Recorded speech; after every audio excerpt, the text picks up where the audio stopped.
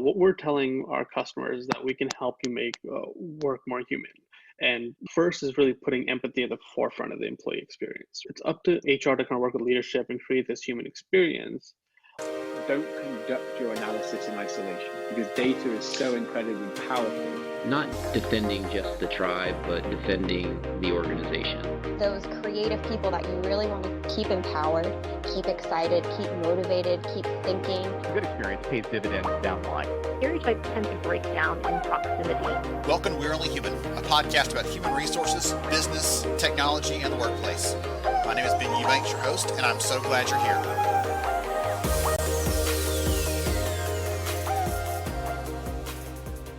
Hey everyone, it's Ben Eubanks, host of We're Only Human, and I'm glad to have you here today with us. It's going to be a good conversation, and I am excited to dive into this topic. So if the last 4 months have taught us anything, it's that agility matters, right? Things change, things we don't expect, and we've got to be able to respond to those.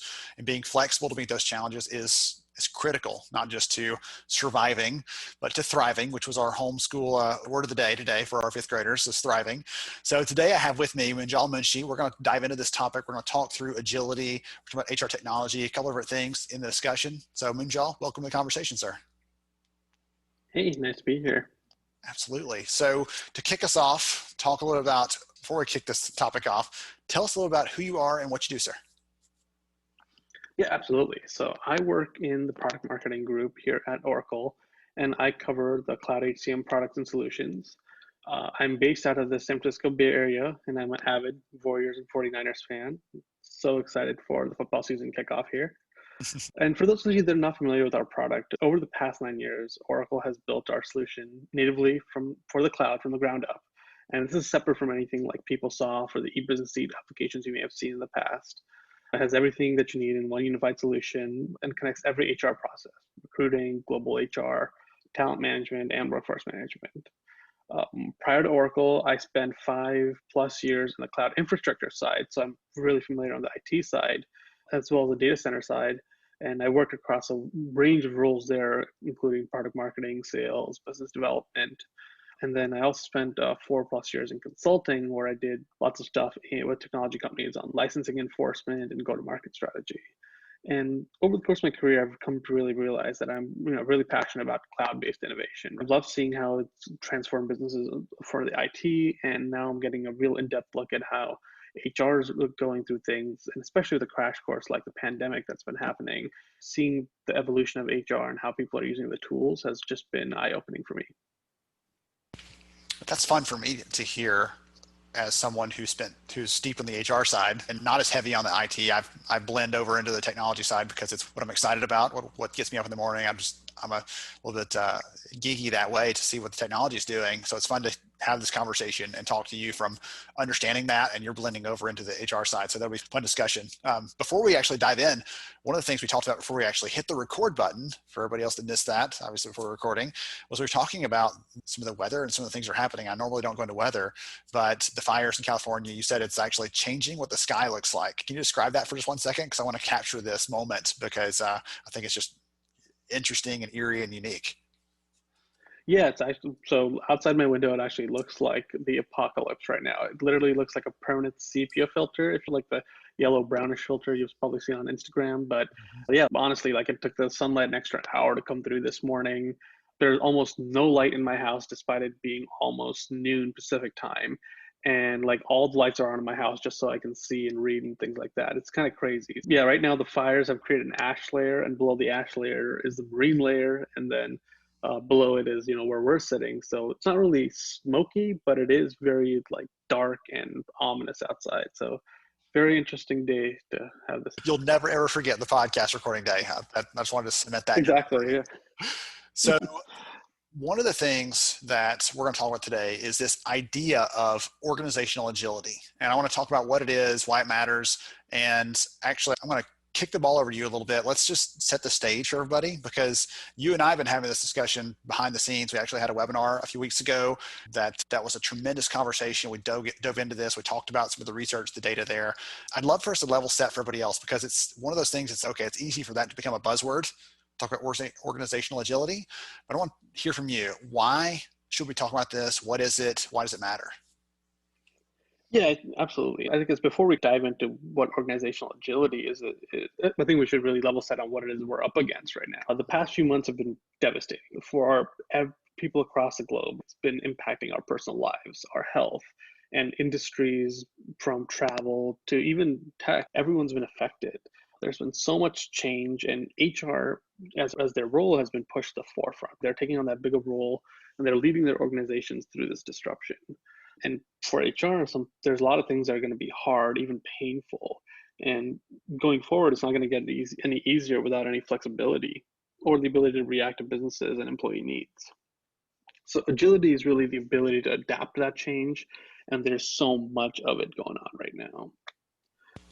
Yes, absolutely. That's one of the things that we had talked about. Again, I love a good definition. I love pulling from other data research, things like that. And one of the definitions that I gave recently to encapsulate this and help people understand why this is a conversation we should be having is there's a business school in France, Neoma, and their definition of agility from an organizational perspective is the business's ability to make timely, effective, and sustained changes, but not just the changes. It's about resulting in performance advantages. And I love that they put that piece of it in there because it's not just about, we've got to be able to change and respond and survive again, but actually thriving in the face of that. We're making the right changes so we can overcome that and make it to the next level, get to the next thing, meet the next objective, serve the next customer, whatever, metaphor we're going to throw in there. But it's not just about, we're going to try to get through this and not perish, but we're going to get through this, and that agility is not just going to enable that, but it's going to help us to get through to the other side with hopefully with a smile on our face, like saying, yes, we beat that, we accomplished that. Yeah, absolutely. And to piggyback on that, so when we talk about agility, there's a lot of things that we are going to overcome now that may become a part of our regular lives moving forward. Specific things. So right now, if you look at it, even without the pandemic, 5 generations are currently working in the workforce right now, recalibrating, evolving. And on top of that, now we're going to make these 5 generations part of a remote workforce. So many companies have already come out saying that we don't even know when people are going to come back to the office or who's going to come back to the office. And from a workforce perspective, companies are also making structural changes, right? They're going to new areas of business. They're becoming more resilient by trying things that are more proven, maybe not taking as many risks at the moment. And HR on top of that has to keep all of these people engaged and healthy. And they also need visibility into the workforce to know what's happening. So while that's great from a pandemic perspective and getting through that and building that resiliency, a lot of this is going to become part of our regular lives moving forward as well. Yes, absolutely. What goodness. I've been pushing back lately. Everybody wants to use the term new normal. I'm like, I hope this is not the new normal because there's some things that I don't love about this. I'm really hoping that this gives us a chance though to reshape some of those things that have always been, whether it's in our personal lives or in the business world, like we're talking about here, in that context, like this has always been a pain point. No one's ever liked it, but it has remained that way for a long time because there was enough inertia that we just couldn't overcome it. And suddenly this gives us the chance, the opportunity to break some of those barriers down and to get past, well, that's how I've always done it. Like suddenly, no, the last 6 months, we have not done it that way because everything is different. And so let's hold on to that hunger, that opportunity, that desire for change, and use that to lever past some of these things that we just, again, we put up with them for a long time, and now we're ready to move on to bigger and better and more positive things. Mm-hmm. So you talked earlier, right? It's going to be a surprise to no one to know that you are involved in the HR tech side of things. You mentioned that in your intro. It's what you do. HR technology plays a part in this bigger conversation of agility from an organizational perspective, right? I believe firmly that it does. So we didn't even mention this yet. Let's talk about this for a second, just to give the audience a little preview. So we mentioned a couple weeks ago, did a webinar. That was the culmination of some research that we've been working on with the Oracle team for the last few months, looking at the hypothesis of organizational agility is connected to HR technology. The tools we use to support our people most likely have an impact on how agile the company is. That was our hypothesis. And we found some really amazing data points in that study that back that up. I'll throw a couple of those out as we're going through today to illustrate these points and things like that. But I want to hear from you in some practical terms, because big picture, like logically that makes sense. But how are you seeing this practically play out from some customers, things like that you guys are working with, to see that connection between the tech they're using to support their HR side and the agility as a business? Yeah, first and foremost, I want to talk a little bit about our message to the HR community. What we're telling our customers is that we can help you make work more human, and do this three different ways, or three different parts to it, I should say. First is really putting empathy at the forefront of the employee experience. Empathy for the new generation is super important right now. If you haven't read the employee letter from Airbnb CEO, you should. It's a masterclass in compassion. It's up to HR to kind of work with leadership and create this human experience. The second thing we also say is that it's also, we need to improve your ability to say yes to organizational needs and adapt to change. And then finally, we pride ourselves on being that strong partner you can rely on. We try to give you that focus on innovation and bringing those cost-effective solutions. And with that, when we say that, right, when we say putting people first, what that really means is that you're meeting their needs and being responsive. So just a little bit of background from our customer, some of the surveys we've done outside. Our research shows that 4% of HR teams really believe that they deliver an exemplary employee experience to their employees. And we're helping our customers kind of scale faster and build tools and still keep data secure and pull all these things together. One great example is this one major hotel chain that we've been working with. They have a distributed workforce over 180,000 employees spread across 400 properties worldwide. Now, in this industry, most people don't have a desk or don't have an on-site HR representative. So we had to have a very strong mobile strategy for them. They were looking at the employee experience. They wanted something that was simplified and powerful so they could give everyone that HR access that they needed. This definitely seems like a tall order, but we worked hand in hand with the customer to deploy the Oracle Digital Assistant across a pilot group. Key functionality areas that we focused on were absence, payslip, directory lookup, team member and manager self-service. And then we also worked on some of the performance stuff like anytime feedback and evaluations, so that everything would be available to them via the digital assistant. The result really was here that we had a customer who had 17,000 transactions completed in the first 4 months of deployment by just this pilot group, and they were able to complete these transactions on average in under a minute. So once they saw how well everything was working, they decided to expand it to all employees. So stuff like this, I think, has been super important for customers to really make use of HR technology. I was going to say, when you said that a second ago with 100,000 employees, and this is a mobile strategy, I'm thinking, pick any one of those people, right? Employee number 6,822, that person has a need on, this week, they've got to make this change. Whatever's happening in their world, their life, they got to make this employee self-service change. And they get to do that via their mobile using the digital assistant instead of having to call an HR help desk, or instead of having to wait until they get home to get on a computer to have to do those things, or trying to sift through some other kind of system. They just get to handle that. Again, a digital assistant solving that problem, handling it for them, tailored, personalized, and responsive right in that moment when the person needs it. In the middle of everything going on in the world, that seems like the right combination right now to really show the empathy piece you talked about a minute ago. Absolutely, yeah, I agree. And it goes beyond just the ability to interface, so that we enable things like the interface through the digital assistant can be, type via text. You can speak to it. You can use it off a laptop. You can use it off a tablet. You can use it off a phone. So it's really bringing HR and the digital assistant to wherever they are and using it the way they feel most comfortable in interacting with it. One of the things I'd like to take a second and talk about, one of the fun things from our study, I don't want to take it too far from this conversation because I think it is a related piece of it, but I think I led off today talking about we need technologies that are as agile as the teams are. Often the team, the people, their abilities, they can be responsive, but some of the tools we sometimes use don't do that. But one of the things that we found in the study that you and I had a really good time kind of debating, discussing a little bit a couple of weeks ago was we also not just surveyed HR leaders in this, we also surveyed IT leaders to see how they feel about the tools they're using, technologies.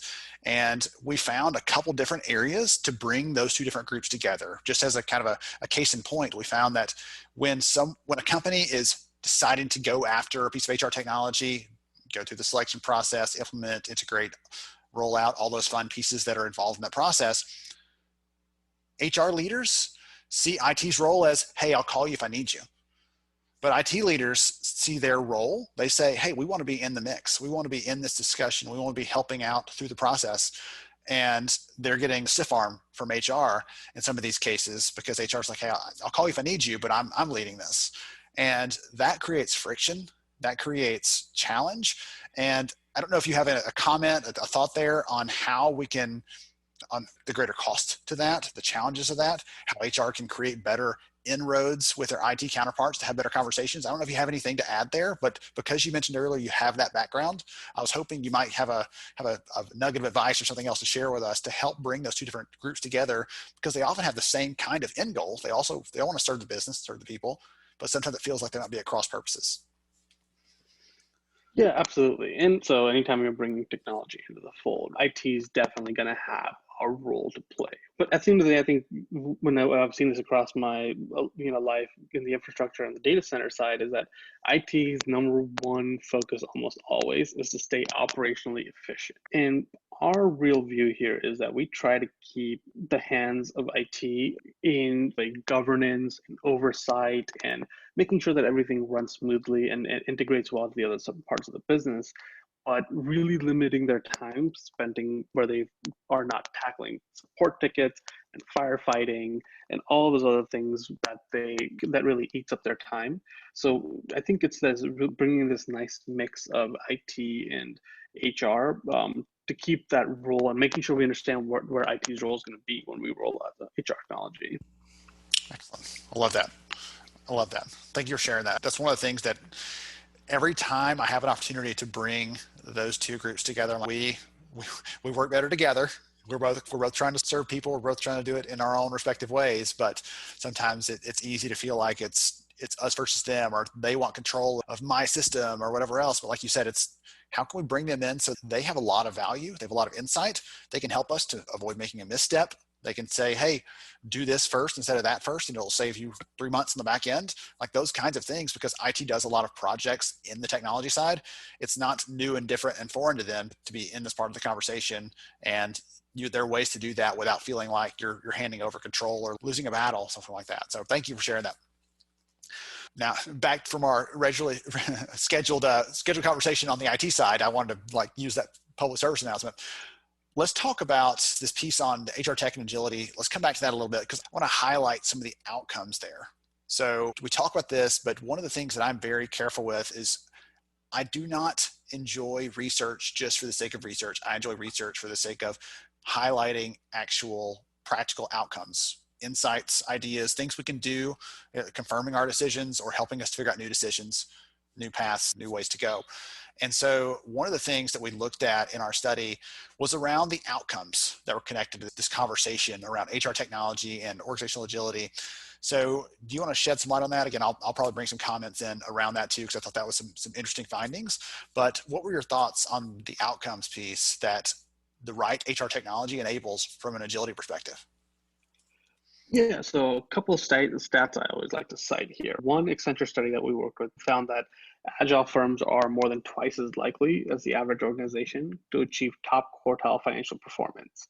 And cloud, really in my mind, coming from the infrastructure and the application side, really enhances that ability to be agile. Our customers are, in the past, have always said, oh, it was a nice to have. In the last year or so, that message has really changed to becoming customers saying that it's critical in terms of becoming agile for them. And also another stat I like to cite is from an HBR article on agile teams. They found that businesses who build resilience and agility into the way they work had better financial performance, 150% higher ROI, and 500% better return on equity. And companies that we've worked with have also seen real value with this, right? Standard Life significantly streamlined the number of systems they used, and they realized over 7.7 million pounds of savings over 5 years. So it's not just stuff that we've seen on just studies, but we've really seen it across our customers as well.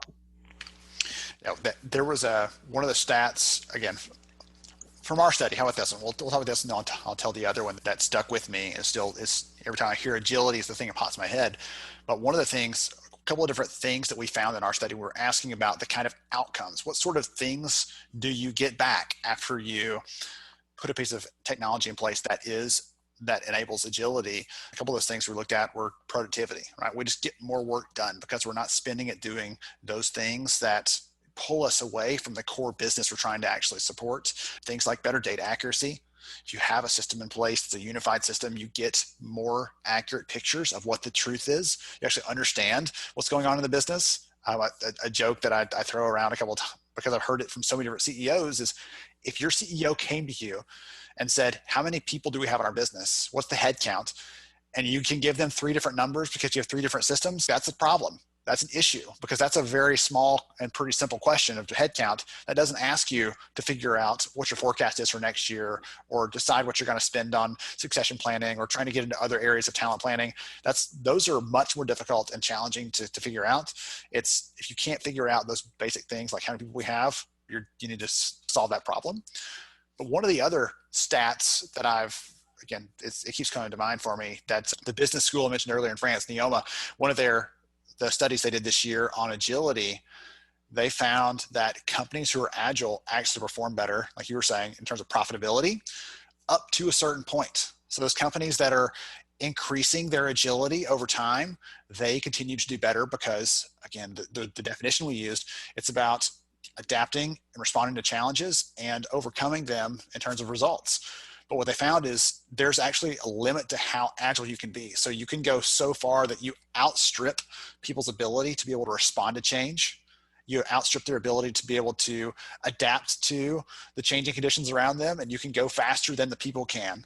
And there's some challenges and issues with that. Just a couple different things. I love the stories, the Standard Life one that you mentioned, a couple different stories there to illustrate the outcomes. This isn't just a buzzword. I'm hoping someone listening to this comes away with this idea that organizational agility is more than just another this year's word we're using before we change it to next year's, whatever it is. It's about an actual outcome for the business. It's about delivering real value, not just for the organizational perspective, but also from the people perspective, to the people we're trying to serve and support and take care of, hitting those kind of goals, hitting those things. Anything else on that agility piece that's coming to mind for you, Munjal, before we move to the next question?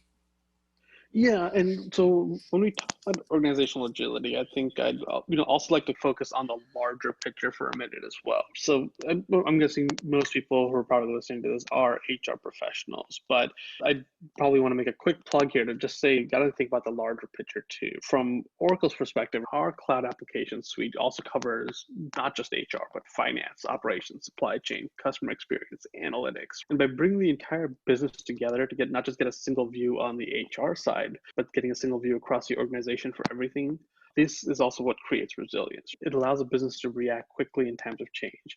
So it's about moving resources around, retraining employees, and mitigating risk in your supply chain. All of these different components from the business perspective all really add to this whole agility and resilience theme. And that's the reason I think the whole platform is critical when we talk about it, because I definitely love the context of HR, but I think it's really important that we talk about how when linking things like headcount, budgeting, and how that spans across more than just HR, it's very important to build that larger picture. Yes, I'm totally with you on that one. I had a conversation a few weeks ago with an organization. We're talking about, again, an HR use case. They were trying to figure out why they should spend time, spend money, spend effort getting more clarity on the skills they have inside the business. And the way I framed it was the way you just did. I said, we can spend our time talking about why this helps with performance and recruiting and succession, right? Leadership development, all those kinds of things. We could talk about those, but there's a chance that those things aren't the thing that your CEO cares about. But if you come into those conversations and you say, because we're doing this, is going to enable profitability, it's going to enable customer satisfaction, it's going to enable productivity, those things that start to rise to the top of those conversations that you have when you're the head of supply chain, the head of analytics, the head of any of those functions you mentioned earlier, those suddenly become conversations they want to be involved in. They want to have a conversation about, they want to dive into and understand. And we need to be having those kind of discussions. Especially if you're in HR, it's easy to get into the weeds of recruiting, hiring strategy, those kinds of things. But if you can tie that back to some of those areas that you and I have kicked around as actual outcomes for the business, that enables a whole new set of conversations. And people are inviting you to participate. People want you and your input in those conversations because you understand one of the biggest assets the company has its hands on, which is the people. So I love that. I'm glad you brought that back to it because I wanted to make sure we touched on the big picture of this. And I thought it was a great way to hit that piece of it. So Munjal, if someone is listening to this, they like the stories you've had to share, they love to know more about what you and the team are up to, what's the best way for them to get in touch? Yeah, absolutely. So the number one way to see all the great stuff that we've been working on. So over the course of the last year plus now, we've been working on great new content, great new customer stories. And it's been a pleasure working with you on this as well. You can definitely check us out at oracle.com/HCM, and you can learn more about our products, our solutions, our great customer stories, and really take a look at how we've been helping customers transform our business. And you can definitely learn more about how we're helping customers through these challenging times as well. Things like the employee care package that we've put together for customers so that customers can really, on the HR side, help confidently bring their employees back to work. So definitely take a look, a lot of great stuff there. Excellent. I was going to say one other thing. So I mentioned a few stats and pieces. I alluded to it a couple of times today in the conversation. We just finished this really interesting piece of research. We talked to over 750 enterprise companies to understand what they're dealing with, what their perspectives are on their technology, on their agility as a business, whether they're ready for what's next or not, getting some insight there. And so that link is oracle.com/go-to/lighthouse, but I will make sure that's in the show notes for you as well in case that's too long for you to catch. It's oracle.com/go-to/lighthouse, but we'll have that in the show notes so you can check that out. Joel, this has been a fun conversation, sir. I feel like we could go for a while longer digging into some of these stories. I love hearing the examples that you had to share, and I appreciate you taking some time out of your day to join us today. Absolutely. Thanks, Ben. It's been a pleasure being here. Wonderful. To everybody else, I hope you enjoyed the conversation. Don't forget to check out the report, check out some of the other links that we shared today in the conversation. They'll all be in the show notes. I'm Ben Eubanks, your host, and we will catch you next time. Thank you so much for joining me on the show today. I'm honored to have you as a listener. If you enjoyed this episode, please take 10 seconds to rate it at iTunes, Stitcher, or wherever you listen to your podcast. Also, if you know a friend that could benefit from today's conversation, please pass it their way. After all, a rising tide lifts all ships. To see show notes, sponsor information, and our full show archives, visit onlyhumanshow.com.